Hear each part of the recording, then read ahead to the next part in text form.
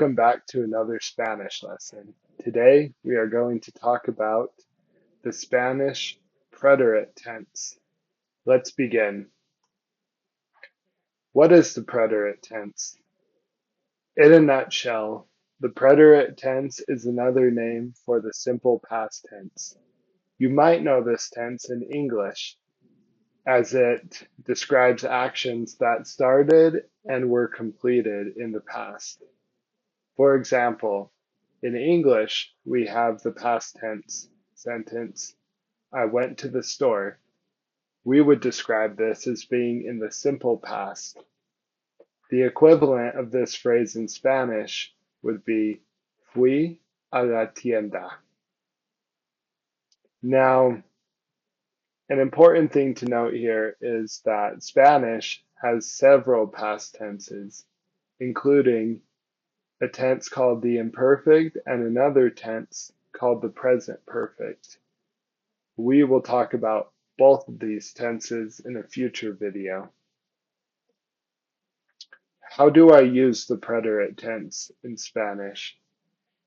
Well, just like the present tense, the preterite tense in Spanish consists of both regular and irregular verbs. For example, in Spanish, the verb ir, which means to go, is irregular, while the verb hablar, which means to speak, is regular. I listed some examples below that show you both the regular and irregular verbs in a sentence. Fui a la tienda. I went to the store. Hablé con él ayer. I spoke with him yesterday. This could also mean I talked to him yesterday. Hice un pastel hoy. I made a cake today. Now, I used three verbs in these examples. For the first sentence, I used the verb ir. And for the first person, yo, it is conjugated irregularly as fui. Hence, fui a la tienda. With the next sentence, I used the yo form once again with the verb hablar, to speak. And in this sentence, it became hablé con él ayer. Now you'll notice the accent mark over the e in hablé at the end. This is a topic I will go into more detail on later, but this mark simply indicates which syllable in the word is stressed. For example, we say hablé, where the stress is on the A, versus hable. If it was hable, the stress would be on the A, the first syllable of the word.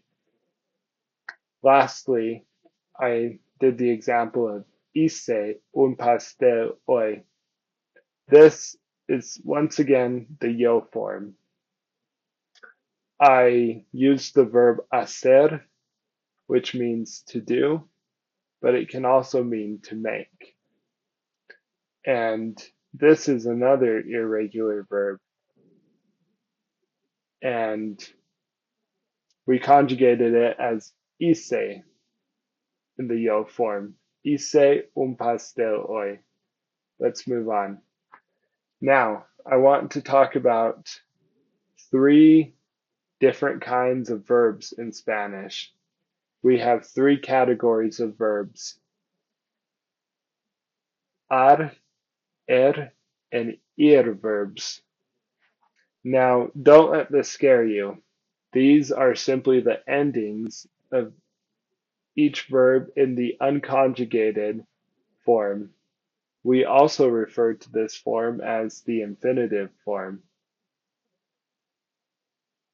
While talking about the regular conjugation, we will start with the preterite conjugation of ar verbs with hablar, which means to speak.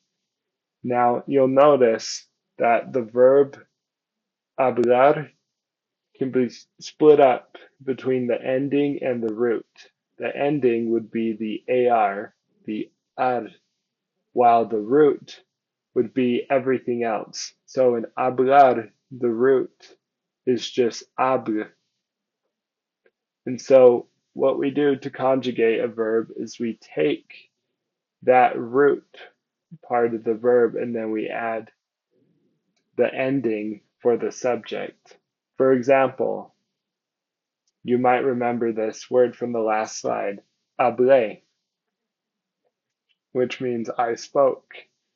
Notice how we simply took that root, ab, and we added the ending a, which, by the way, has stress on that syllable as indicated by the accent mark. And then for you spoke, we had hablaste.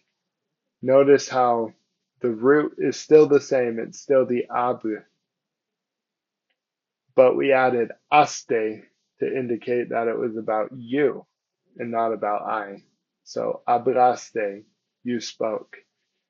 Next, for the third person singular, which can basically be used for he, she, and it, we have habló. Once again, notice the accent mark over the O, which indicates that the stress is in that syllable. Next, we have hablamos. Just a side note on this one, hablamos is conjugated the same way between the preterite and the present tense. This is where context is very important. It's context that we know whether we are saying we speak or we spoke.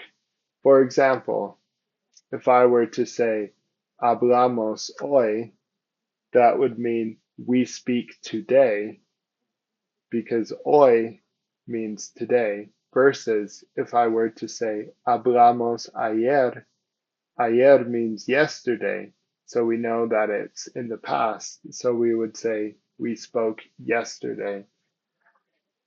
Aside from that, this is an easy conjugation to remember because it's similar between the present and the past tense. Now, once again, we have the special Spain conjugation, the y'all form, as I call it sometimes, or just you guys. So we have hablastes, you guys spoke. Once again, we have the root ab, and then we have the ending astes. Just another note about the pronunciation of Spanish words. By default, the stress would lie in the second to last syllable when there's no accent mark to indicate where the stress lies. This is why we say hablastes instead of hablastes or hablastes. We know that the blah is the second to last syllable, hence that's where the stress will lie. Lastly, we have hablaron, they spoke. Once again, we have habl, and then we have aron added to that. They spoke. Now we're going to talk about the regular conjugation of er verbs, verbs. These are the next most common type of verb in Spanish. We conjugate these with the regular, or we will practice conjugating this tense with the regular verb, comer, which means to eat. Once again, we'll take the verb comer, we'll chop off the ending, so we're just left with the root part of the verb, which is com, and then we'll just add the ending for each conjugation using that root form. Let's begin. Comí, I ate. Once again, the stress lies on that E. comiste, you ate. We take com and add iste for comiste. Comió, he, she, or it ate. That stress lies on that last syllable, so it's comió and not comio. It might be hard to hear the difference at first, but with more exposure to Spanish, you will start to hear the difference between words where the stress lies on a different syllable. Comimos, we ate. Once again, we have com and imos. Comistes, you guys ate. Com plus istes, comistes. Comieron, comieron, they ate. Lastly, we have the third category of verbs in Spanish, the ir or ir verbs. Conveniently for us, Spanish uses a similar preterite conjugation for both er verbs and ir verbs. To practice with ir verbs, we will use recibir, which means to receive. Let's begin. We have our verb recibir, and then we have the root recib. So let's add the endings. Recibí, I received. Recibiste, you received. Recibió, he, she, or it received. Yo. And recibimos, we received. Imos. Now, I didn't list it because it's the exact same, but we use the same vosotros form for the conjugation of ir verbs, which would just be istes. So just imagine, even though I didn't list it, you can probably imagine knowing how to conjugate verbs in Spanish now.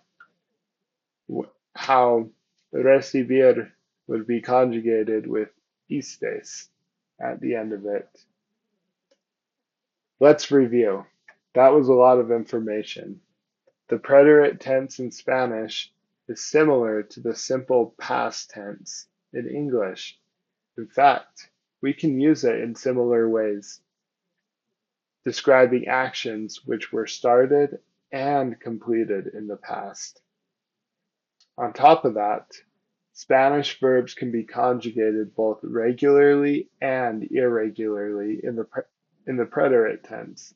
These verbs are divided into three categories: ar, ar, er, er, and ir verbs. Now, er and ir verbs are conjugated very similarly. They only differ with ir verbs using the e instead of the a, as in comemos and recibimos. The examples of the nosotros forms, those would be the only time they differ. The ar verbs, on the other hand, are unique, and because they use a, they change a little bit more. So I suggest learning the ar verb conjugations first, because those are a little bit more different and it will be a little bit easier to start with them. Now, let's get on to the homework part, my favorite part of language learning, putting all this information you've learned into practice so that you can internalize it. I want you to use a verb from each category: AR, ER, and IR verbs. And I want you to make a sentence out of each of these and put it in the comments below. These can be very simple phrases. I just want to see that you remember how to conjugate the regular form of these verbs. Lastly, gracias por mirarte. Thank you for watching. If you found this video useful, please share it with friends who are also interested in learning another language. Gracias. Adiós.